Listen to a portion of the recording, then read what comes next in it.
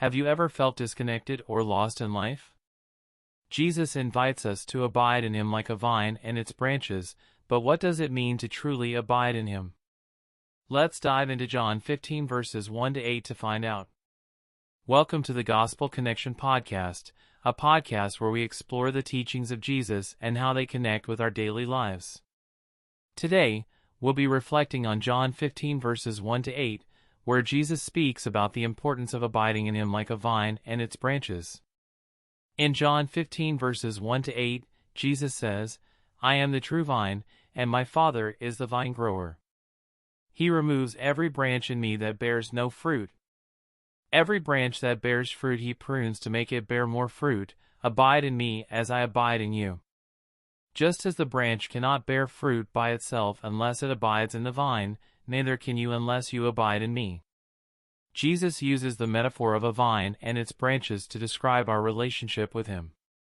He is the vine, and we are the branches. The Father is the vine grower who tends to the vine and removes any branches that do not bear fruit. Those branches that do bear fruit, He prunes to make them even more fruitful. To abide in Jesus means to remain in Him, to stay connected to Him, and to rely on Him for our life and growth. It means to trust in His love and to obey His commands. Just as a branch cannot bear fruit on its own, we cannot bear spiritual fruit without abiding in Jesus.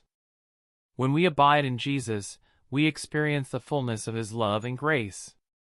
We are empowered by the Holy Spirit to bear fruit that honors God and blesses others. As we remain in Him, we are transformed into His image and become more like Him. As we reflect on John 15 verses 1 to 8, let's ask ourselves, am I abiding in Jesus like a branch in a vine? Am I trusting in His love and relying on Him for my life and growth? Am I bearing fruit that honors God and blesses others?